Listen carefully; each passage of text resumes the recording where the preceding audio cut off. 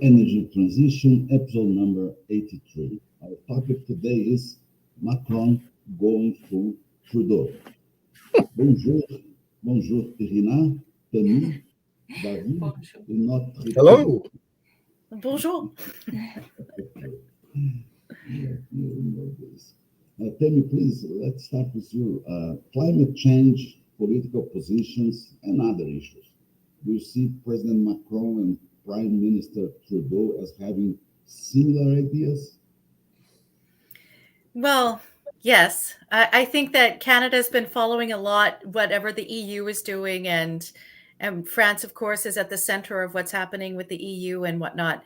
Um, what I find so interesting is that it's like within weeks of each other. So, 2 weeks ago or so, Canada called in the grocery magnates, the head of Costco and Walmart and the Canadian grocery chains and whatnot, and frog marched them in front of the media. They made sure that they had a narrowed entry point so that all the CEOs would be funneled right in front of the cameras.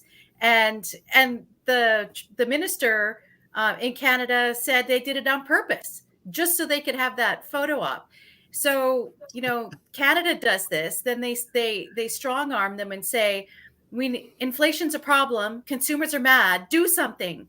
And everybody else is saying, well, the groceries are expensive because of the carbon taxes and the clean fuel taxes and all of these other taxes that are on there, and the regulatory burden that affects the entire supply chain. And in addition, they had an inquiry back in March about the grocery prices, and the conclusion was there wasn't collusion, they weren't price fixing, they weren't sticking it to the customers. They have very actually small profit margins of something like 3.5%, which Conrad Black was commenting in the National Post that's not a very good return on investment. And so here Canada's like, oh my gosh, you're profiteering, and we need more competition.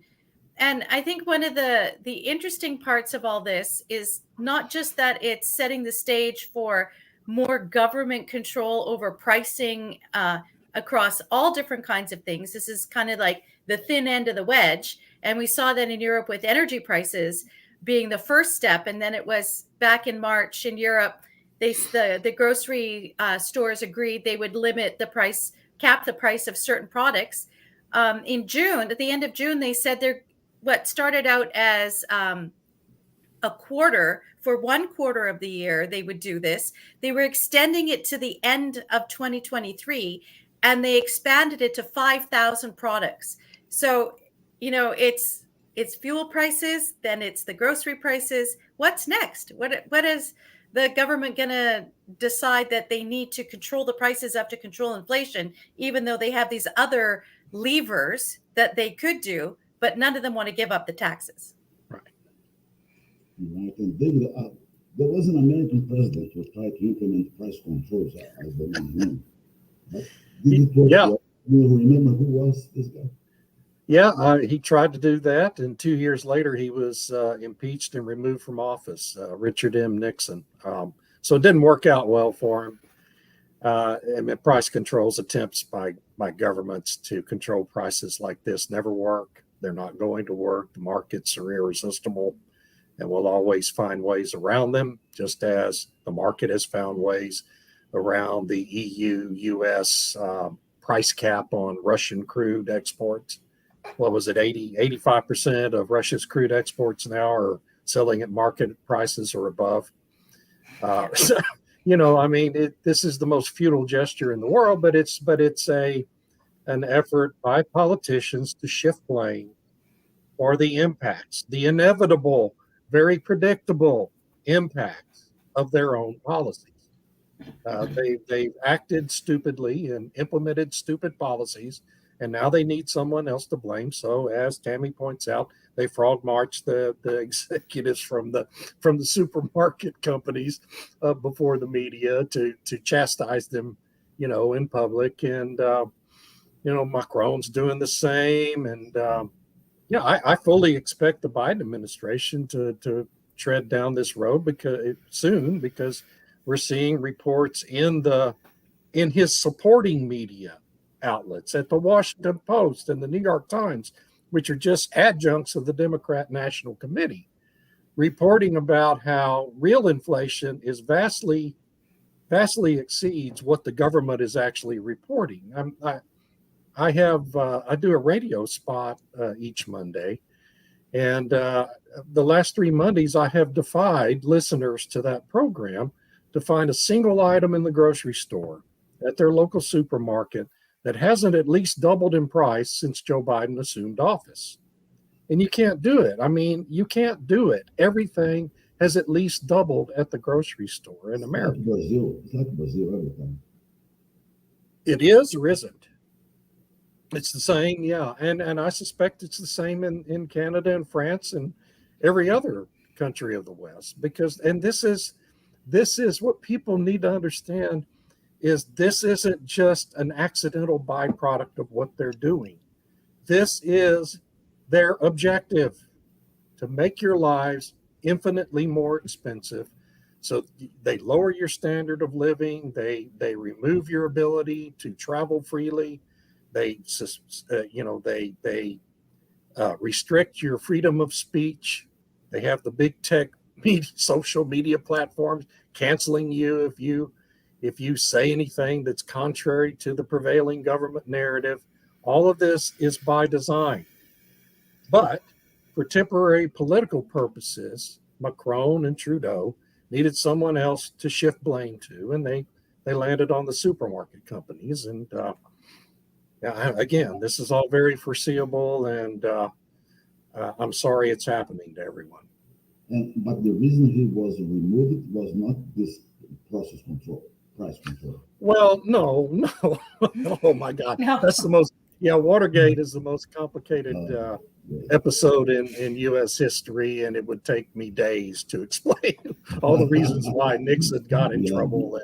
And he actually resigned, but he resigned because a couple of senators, one from his own party and one from the Democratic Party, came to the White House one night and said, "Look, you can either resign or we're going to hold a vote next Monday, and you're going to be removed from office by the Senate." So he chose to resign. But my gosh, it was a 4-year process of getting there. And, there's been a lot of movies made about it, all of which are pure fiction. And the real reasons are too complex to explain. Dinan, please, Macron wanted food retailers to sell at price cost. Why not change taxes to only the price control supply chain? It's still reasonable. Well, the original idea was actually to force fuel retailers to sell at a loss. I really don't know whose brain came up with this absolutely amazing idea, but they did. And they were going to try and do it, but fuel retailers came out in force saying this is not going to happen. Because of course it's not going to happen. So, they tweaked their plans a bit. Okay, so let's have you selling at cost, which again is not exactly ideal for these companies and supermarkets. So I don't know how long they will continue agreeing to do this. But yes, he didn't touch excise duties because the French budget needs this income. And because last year the budget, was drained by fuel subsidies, when the energy crunch hit and prices rose. There was, do you remember there was even a time when they were rationing fuel at French fuel stations, even with subsidies. And they spent really a lot of money on subsidizing fuel, and they drew the ire of environmentalists, of course, because how can you work for the transition but subsidize petrol and diesel? And that's not how you should do it. So this year they refused to do anything about taxes because they need to, refill the coffers, so they have more money to spend on, I guess, on subsidies for EVs and, leasing them to people at €100 per month. Yeah, perfect. Hey, can I add one thing to what she just said? What Arita just said is rationing is the next logical step in this progression. As it becomes obvious that the policies to try to subsidize EVs into, mass acceptance by the masses, they're going to start rationing fuel so that you're increasingly restricted on the use of your internal combustion engine car to force you into an EV. I mean, that's the next logical step in this progression. As long as we keep reelecting these same people over and over and over again, they're just going to We will keep continue. down. Yeah. Sure. Well, David, Please, only a point, please. Can you hear me? Because someone. It's better now. yeah, I can it's hear you better now. Yes. Oh, Yeah. great. Sorry, Tammy. Please go ahead. Well, I wanted to link in with what Irina and David just said, because I was thinking what they're asking, it's not just right now the grocery stores that have fuel stations to sell the fuel at cost. Macron is also supposedly negotiating with the entire fuel industry to be selling their product at cost to the different distributors. So if the fuel industry has to sell at cost, that's break even, what is the long-term implication for investment? Because is this temporary? Will they then start shutting down service stations because there's costs involved in operating the stations? And if they're only breaking even, what's the point? So then it goes to the whole rationing thing, because if they start shutting down service stations because they can't make a profit, then, there's less availability of the fuel, which then constricts supply, and then people are fighting over who gets access to a service station, or then maybe it's linked into some other things. But so I think there could be unintended consequences here. But it's not an unintended consequence. Right. Well, it could be intentional. As part of the transition, right? So if you want less availability, then perhaps this is one way, by saying, you know what, we just want you as an industry to break even and operate like a charity. And we can make you do it. And we can make you do it. We can strong arm you into it because we're the government. And where's the pushback? Where's the conversation about, is this an appropriate role of government to be telling businesses, we just want you to break even now. We don't want you to make a profit. People, let's watch some comments. LinkedIn user, we cannot identify them. So did I see a LinkedIn news flash that you proposed something to Congress to address these ever escalating costs of living, or was that a dream? I'm not sure if this is addressed to me or Tammy or Arena or who. What must be for you? It must be for you, David.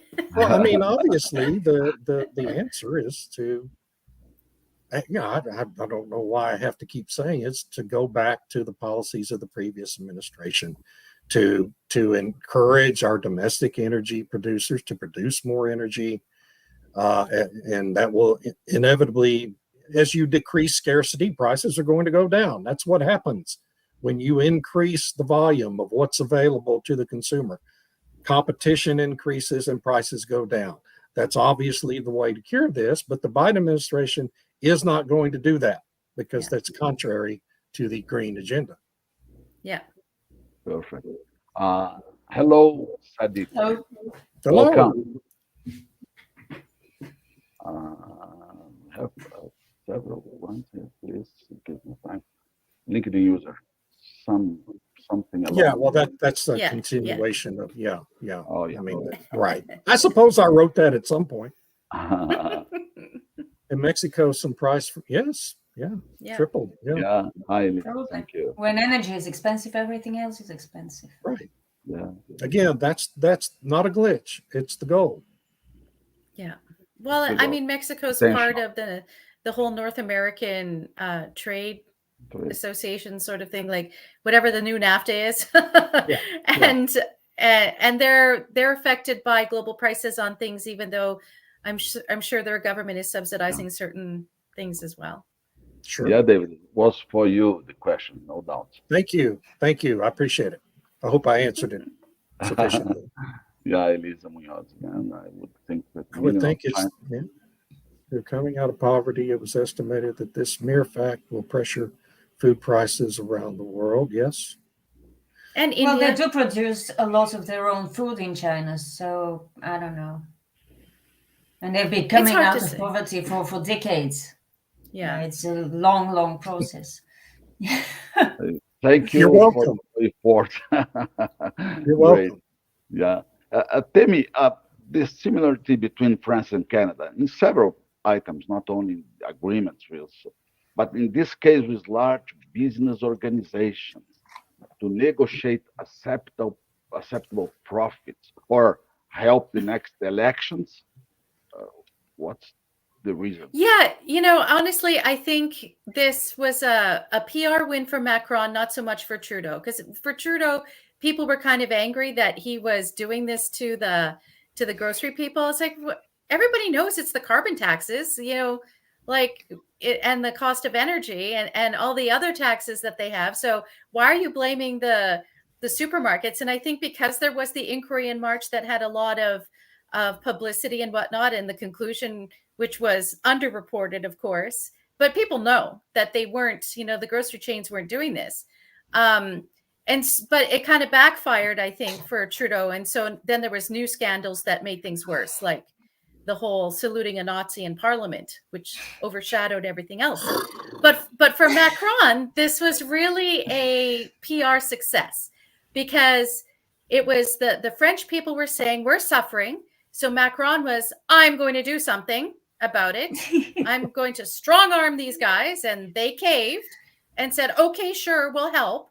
And so for Macron, I think it's a different reception than in the French public than what the Canadian public received from what Trudeau was doing. But I wanted to just make one point, and that is all these efforts to go after grocery chains. It's not like the grocery chains are just owned by one person. For the most part, they're owned by lots of different pension funds, institutional investors, and mutual funds, what we have in Canada, but different investment portfolios.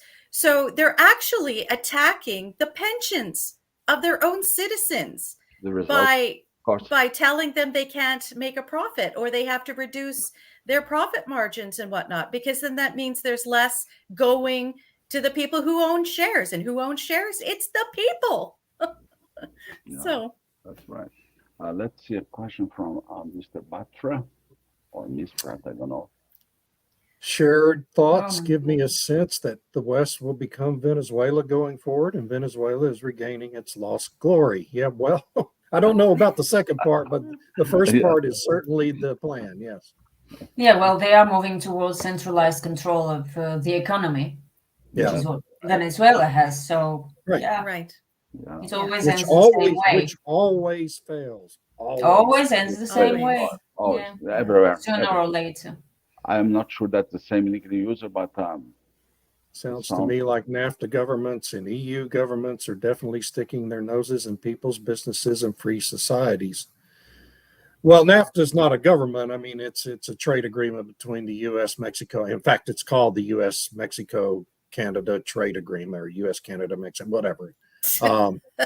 The three countries are in a mutual trade society, and that's what NAFTA is. But yes, I mean, those governments of those three countries are definitely moving in a highly authoritarian direction. Of course, Mexico has had an authoritarian government throughout its history. But for Canada and the United States, this move towards authoritarianism really germinated during COVID. And once these politicians assume the emergency powers that they all assumed during COVID, they are very reluctant to let those powers go. And, in the U.S. and Canada and other countries, the authoritarian powers are not only not being let go, they're increasing and scope and scale. And, only elections can turn them around. Yeah. That's right. David, implementing these controls may be easier in France, I'm not sure in Canada, given the social and economic structures. And in the US, how do you see the chance and the feasibility to implement such controls? Well, we've seen calls from the radical left environmentalist lobby in Washington for the president to declare what they're calling a climate emergency. And there are laws under which any president could declare, heavy rain and flooding and, the other things that are alleged to be part of climate change to be an emergency and seize higher powers, higher authorities to govern the country via executive orders. And we saw that happen to some extent during the COVID, during 20 and 21, during COVID. And so far, anyway, Biden and the people handling President Biden have been reluctant to go there. But as the election 2024 comes closer and the polls for the president continue to sag, the political pressure to take that action is going to grow greater. And I think we're in a period now over the next 13 months of a pretty extreme peril in our country that this administration could move in that direction. So we're not out of the woods yet on that. Yeah. Irina, please, we talked before, but why these price controls, sanctions, and bans and similar interventions always end in frustration? What's the reason of that? Because they can't work forever. I mean, price controls worked for decades in the Soviet bloc, but eventually when the system broke down, we got hyperinflation, we got blackouts, we got everything. All the nasty things that follow price controls, because you cannot control the price of a commodity or a product forever, meaning you cannot keep offsetting the changes in the price of this commodity or product on the international market, on the free market, such as it is. And it's not exactly very free lately. Basically what David said, it always ends in failure, because you could probably control the price of a few products for a while, but then you'll have to live with the consequences. In the case of supermarket chains in France, they have caps on a quarter of their inventory or something like this right now. And even that, I expect, will lead to higher prices when, Macron's government decides to let go, if it decides to let go, because that's the vicious circle of price controls, that you would want to keep controlling the prices of these products, because once you let go, prices will rebound and you've done nothing. They will return to their normal trend, and you've got even higher inflation, because the sellers would want to compensate for all the profits they've lost. Not to mention that maybe, as Tammy said, some fuel retailers will just go under if they can't turn in a profit, if they have to keep selling at cost. And this will raise prices across the rest of them, because there will be, more demand than supply, and so on and so forth. Yeah. So it's not supply wise. chains, Irina, supply chains and competitions are impossible to control. Right. Yes. Yes. Exactly. I'm trying to remember. In control and partially, never fully, never forever. Irina, please let me add, but it's the same for sanctions, bans, and different price controls. I understand, but sanctions is something related to power. In a way, yeah, you can draw a parallel. Although I maintain that sanctions never work as intended, as we've seen it repeatedly. And it's the same with price control. They never work as intended for any length of time. They might work for a little bit, but then they stop working really fast and really badly. Mm-hmm. Yeah. So, great. Grand finale. Have history books been banned at some point where the failure of price controls is clearly outlined? Well, the books haven't been banned, but history just isn't taught in any real way in our public schools anymore. And that's what 90% of our children aren't learning anything about this. Well, back in, I think it was last spring, I wrote a piece in the Financial Post of Canada where I explained that we're going back to the worst policies of the 1970s. And as a student of history, and I have written a fair bit about the energy crisis of the 1970s and 80s and its broader economic implications globally, but in North America in particular. And it's just flabbergasting that we're doing all these same mistakes, the things that didn't work, that led to stagflation, and all of these other things. We're doing the exact same now, but we have tech, I guess. And it's leading to the same outcome. And it's very frustrating to see the same sort of narratives out there in the mainstream media. Oh, price controls are great. We need to get inflation under control, without even understanding what's causing the inflation. And when you can't understand what's causing the problem, or you want to keep your head in the sand and say it's not taxation and it's not high energy prices or anything else, then you're never going to be able to solve that problem. And it's the same thing that happened in the 70s. And so I would say it's not that the history books are banned or that even people are ignorant of history, although I think the Canadian Parliament demonstrates how badly they are ignorant of history. That's a good point. I mean, but you Yes, kind of expect the ignorance of politicians, but the people who run businesses in the economy should be a little more aware of these things. yeah, Tammy, it's good to start with you. Opposition parties and media in general are not reacting to this growing control of the economy by the government. Why? Well, honestly, I think because it suits the green agenda. And if the green agenda is about getting rid of fossil fuels, and that means you have to have it more expensive. It has to be painful for people so that they get off it. And I know it's a strange way of thinking about it, but when I've been reading what the environmental groups are saying and what some of the top people in the EU and Canada and America are saying, they want to have the high prices.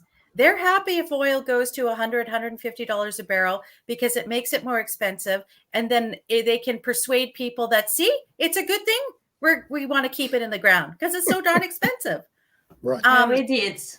And yeah, and the businesses, I think at this point, they often talk about momentum, and there's been so much out there saying that this is the way it's going to be, that businesses, I think, feel like if they're not on the bandwagon, they're going to be punished, whether that's through sudden income tax assessments or various other things. So, And Irina, in Bulgaria, do you have a price control or something like that? In Brazil, we had several times.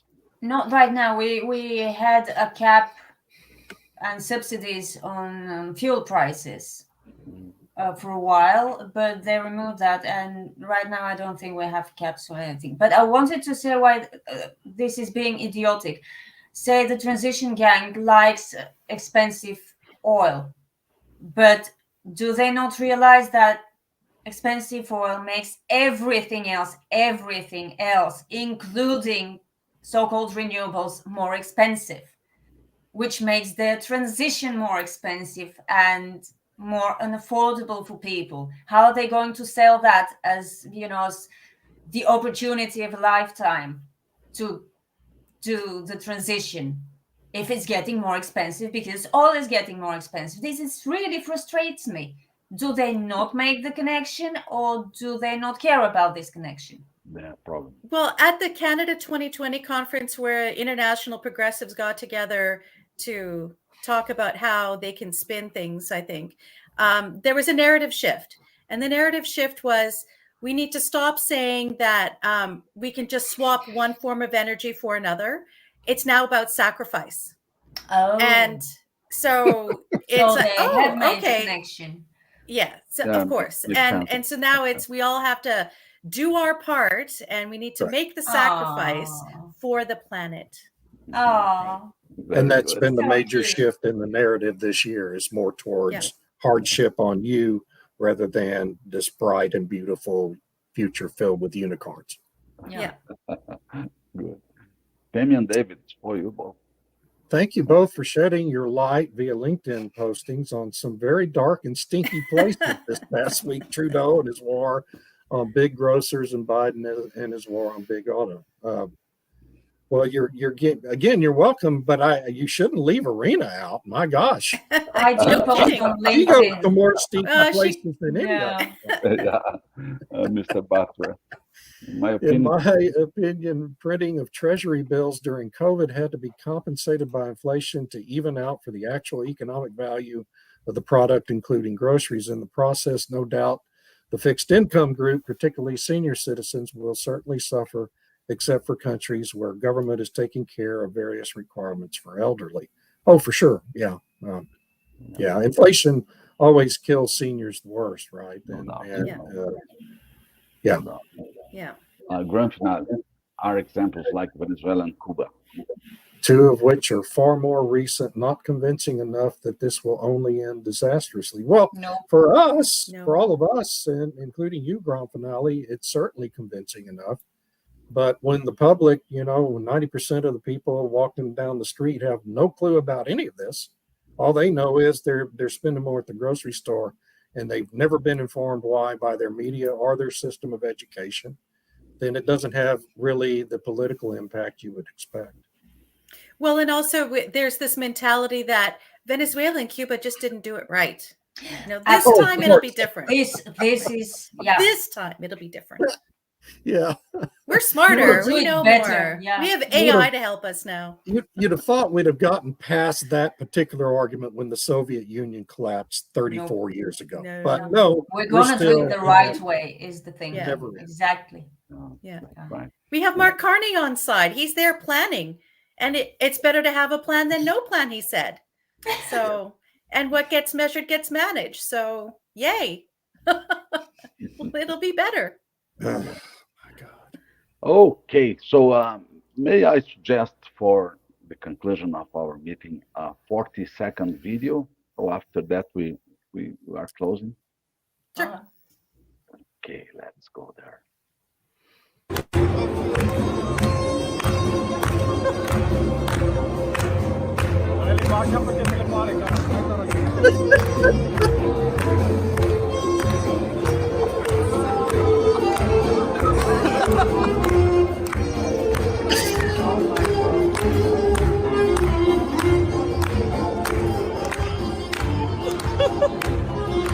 My goodness.